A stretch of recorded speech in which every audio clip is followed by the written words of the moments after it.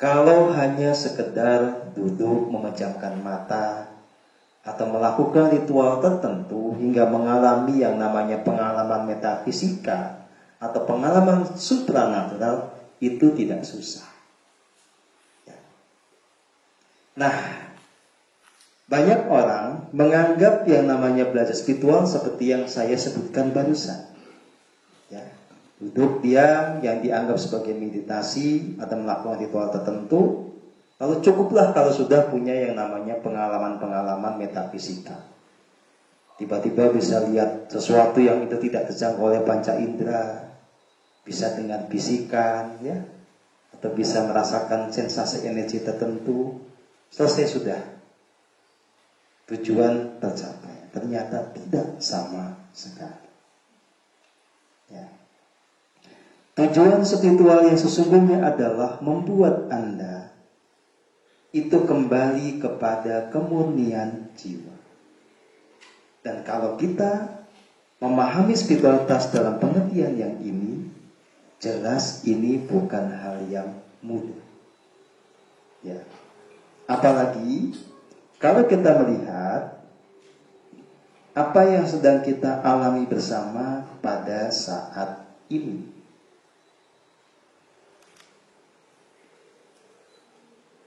Kalau kita melihat apa yang terjadi pada para pembelajar keheningan yang bergabung di Persaudaraan Matahari, itu secara statistik ya, jumlah yang kesambet sama intensitas kesambet itu meningkat drastis. Kayak COVID aja ya.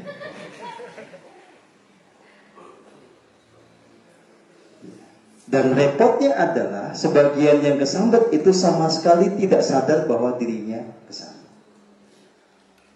Fenomena kesambet yang paling umum adalah merasa tertuntun oleh diri sejati, merasa ada tuntunan agung dari dalam diri, merasa mendapatkan bisikan tentang kebenaran, padahal itu munculnya dari demit sejati, bukan dari diri sejati. Sangat halus sehingga tidak bisa dirasakan. Resikonya adalah kalau itu diteruskan, Anda akan kebelasu. Karena apa? Karena mengikuti tuntunan yang sebetulnya palsu. Terlihat baik, padahal akan membawa kepada kecelakaan. Fenomena kedua yang banyak terjadi adalah pikirannya jadi sangat liar. Ya. Banyak prasangka, banyak ilusi yang dipegang teguh. Ada juga yang itu fenomenanya kaitannya dengan tiba-tiba tidak punya gairah hidup, males-malesan, ya. Lemes gak jelas. Ada juga yang fenomena kesambetnya itu emosinya jadi nggak karu-karuan, ya, penuh dengan gejolak, pengen ngamuk nggak jelas dan seterusnya. Padahal apa yang terjadi di sekitar tidak banyak berubah dengan masa-masa sebelumnya. Dan ada juga yang memang fenomenanya sampai ke ranah fisik, membuat fisik sakit, sampai ke SD-nya itu nyaris meninggal dunia. Pertanyaannya adalah kenapa ini terjadi? Ya. Saya bisa menjelaskan ada 3 faktor kenapa ini terjadi. 1, dari faktor eksternalnya memang tantangan yang kita hadapi saat ini jauh lebih berat ketimbang masa-masa yang lampau. Jadi kalau kita bicara tentang bagaimana kualitas dari nafas yang mengganggu Anda semua, jelas berbeda antara yang mengganggu sekarang dengan yang mengganggu setahun lalu, apalagi 2 tahun yang lalu. Kenapa ini berbeda? Sederhana saja, ya. Saya sebagai pembimbing Anda itu terus bertumbuh kesadarannya, terus membuka lapisan-lapisan kesadaran baru, yang itu selalu di sana ada realitas yin dan yang. Di satu sisi saya semakin banyak terhubung dengan jiwa-jiwa agung yang kuno. Di sisi lain, apa yang menjadi antitesisnya itu juga terbuka. Sehingga koleksi BF yang sekarang kita kenal makin juga bertambah. Itulah yang membuat tantangan Anda makin berat. Tetapi Anda juga tidak fair kalau menyalahkan situasi ini. Ya. Ada dua faktor lagi yang itu mempengaruhi kenapa intensitas dan kuantitas orang kesambat makin banyak. Faktor pertama, banyak di antara Anda itu punya sisi gelap yang belum tertuntaskan.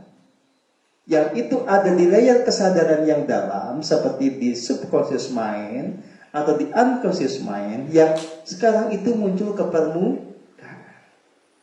Dulu itu belum muncul, hanya menjadi sesuatu yang laten, tersembunyi. Sekarang dia teraktualisasi. Yang dulu cuma diam-diam kemelinti, sekarang kemelintinya sungguh-sungguh. Ya, yang dulunya diamnya agak kok diamnya. Yang sombongnya agak samar, sekarang semakin jelas. Ya.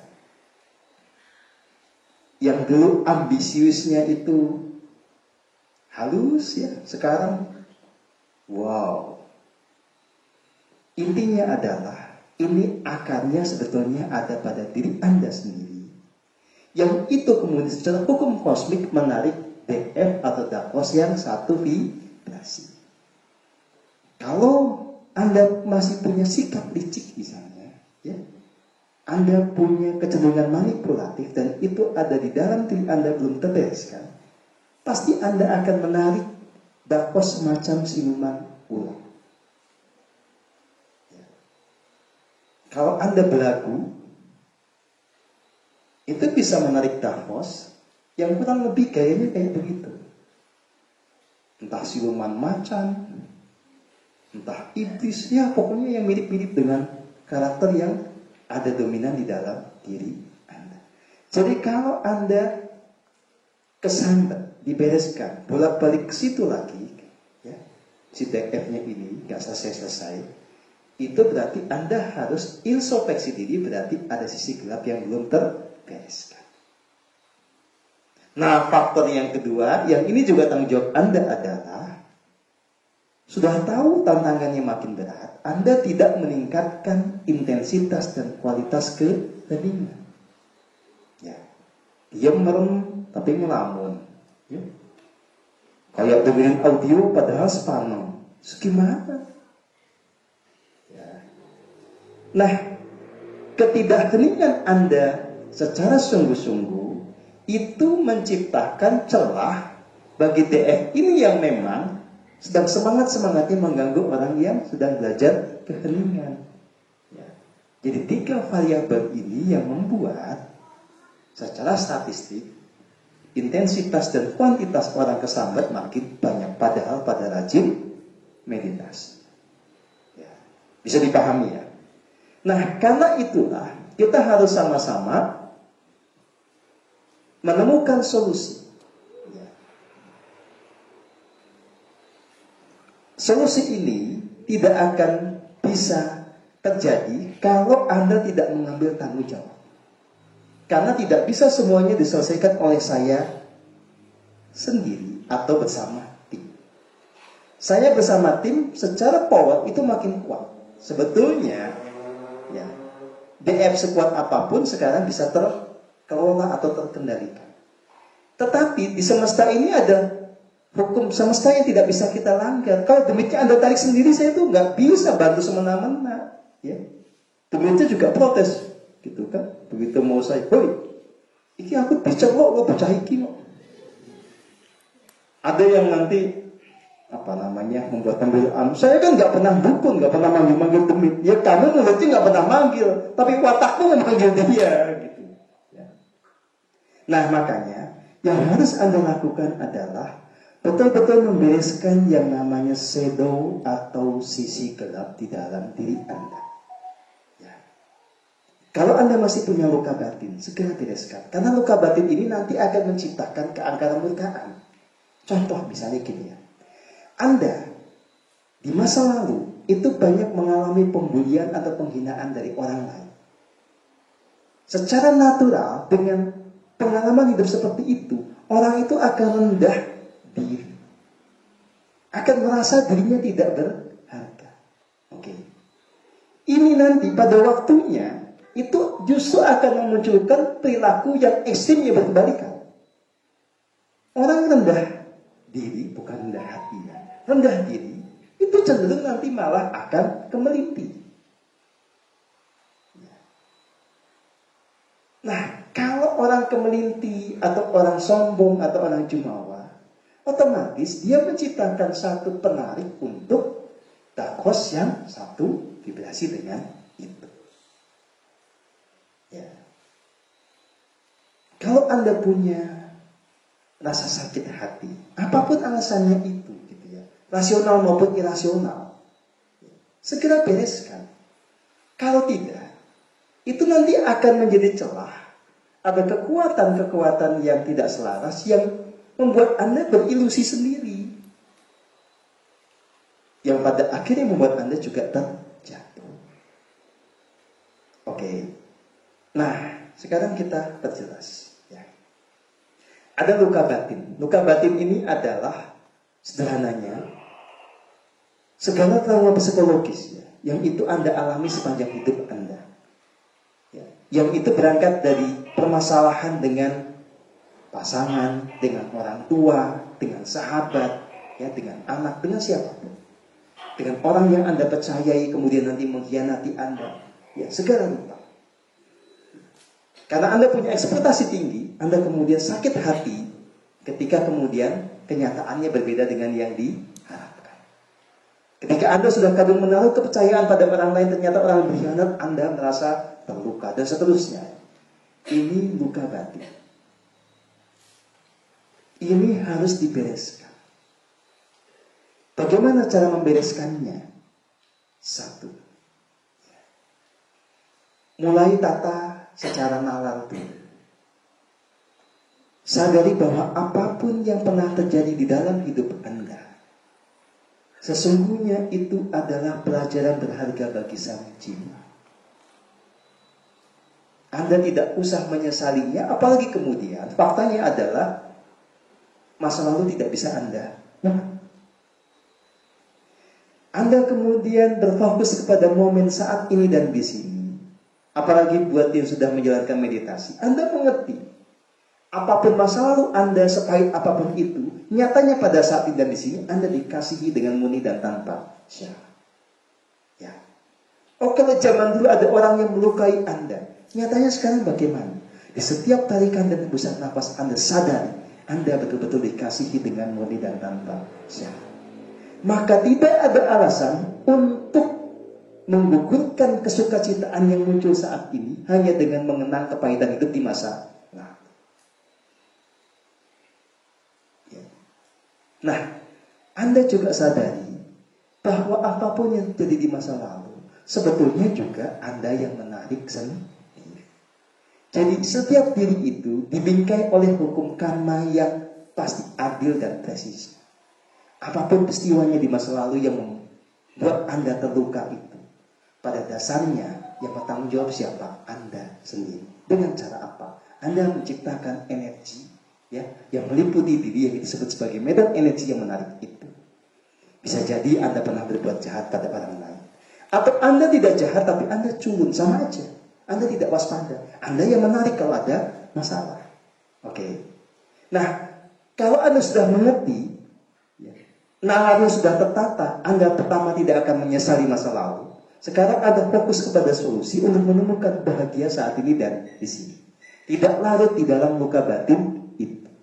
Berkomitmen untuk menyembuhkan itu. Bagaimana cara menyembuhkannya? Dengan penerimaan, pemakluman, dan pengampunan. Siapa yang membawa luka pada hidup Anda? Sadari bahwa sebetulnya dia juga orang yang menderita. Ya sudah, diterima aja. Toh dengan lakunya dia juga nanti akan mendapatkan pelajaran. Dan Anda juga dapat kesempatan bertumbuh lewat apa yang terjadi. Maklumi. Ya memang sanggupnya begitu, terus mau apa? Ya peristiwanya juga udah lewat, ngapain dikenang-kenang terus? Sekarang sembuhkan diri Anda dengan mengampuni dia. Kalaupun misalnya orangnya masih bandel terus, ya sudah, gak usah mengampuni, paling tidak maklumi, netral. Dengan menyiapkan diri, mengampuni kalau sudah tiba momennya dan kalau dia sudah minta ampun. Nah, kalau ini sudah Anda lakukan, Anda akan disembuhkan luka jiwanya. Prosedur atau prosesnya adalah, ya, kalau Anda sudah tadi menerima, memaklumi, mengampuni, secara energi dari relung hati Anda akan muncul yang disebut sebagai air suci ilahi. Inilah yang membasuh lapisan tubuh astral dan lapisan tubuh lain yang itu punya jejak luka jiwa. Nah, sebetulnya saya sudah memberikan panduan lewat audio maupun lewat video.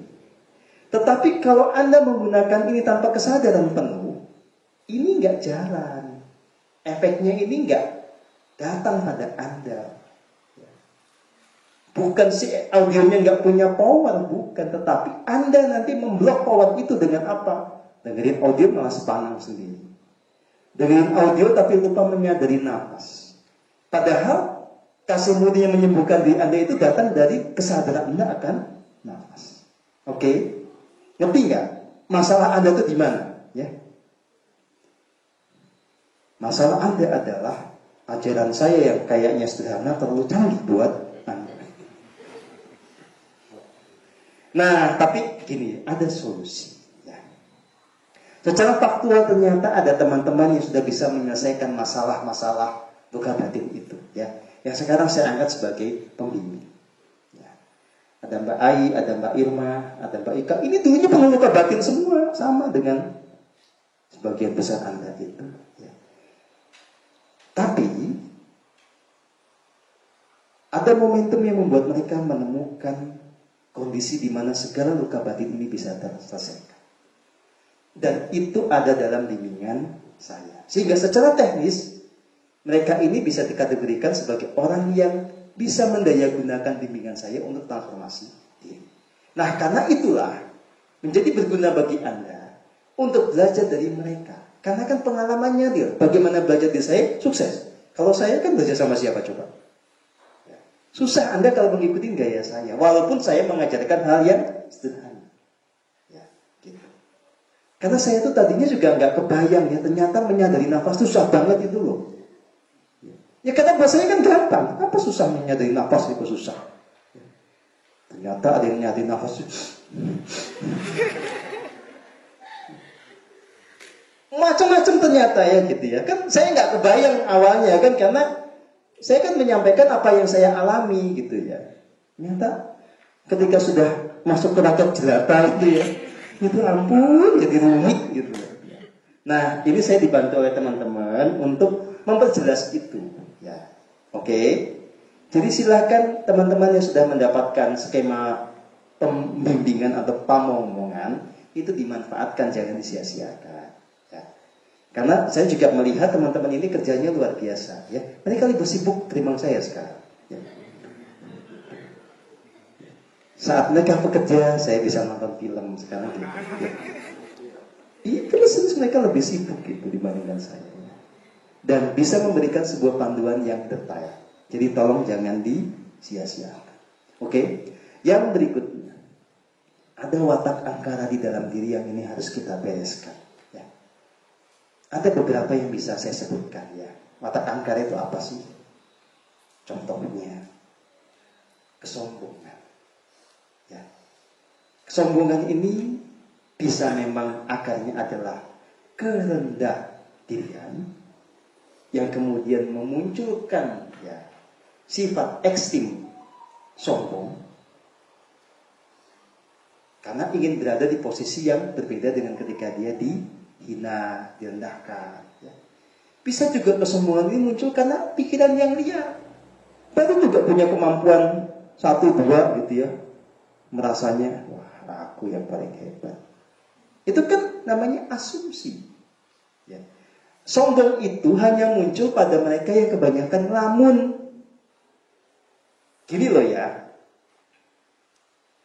Kan beda ya. Misalnya gini Mas Habib. Ya. Aku wong sekti. Itu sombong. Ngayal soalnya. Ini contoh ya. Tapi kalau saya bilang, saya tercerahkan, maka saya siap menuntun Anda untuk menemukan jalan pencerahan. Ini bukan sombong. Saya lagi ngasih tahu sebuah fakta. yang saya ungkapkan tanpa sebuah hayalan. Gitu. Kecuali 5 tahun lalu saya ngomong, itu namanya kemelinti. Ya. Karena apa? Kalau 5 tahun saya ngomong, ketika saya belum mengalami itu, berarti saya ngayal. Bisa dipahami ya?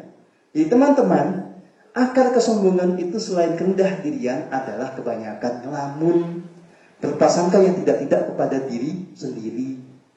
Ya. Supaya tidak sombong apa? Jangan ngayal. Hiduplah di dalam kesadaran yang murni dengan kasih murni. Oke? Nah, watak-watak angkara lain itu mulai dari keserakahan, watak kompetitif, mementingkan diri sendiri, licik, manipulatif, kejam, dan seterusnya. Nah, ini memang ada benihnya pada setiap diri. Jadi ketika manusia terlahir, ya, benih ini sudah ada. Satu paket dengan yang namanya benih keilahian. Makanya disebut kita punya dualitas. Makanya kita punya free will, mau menumbuhkan benih yang mana.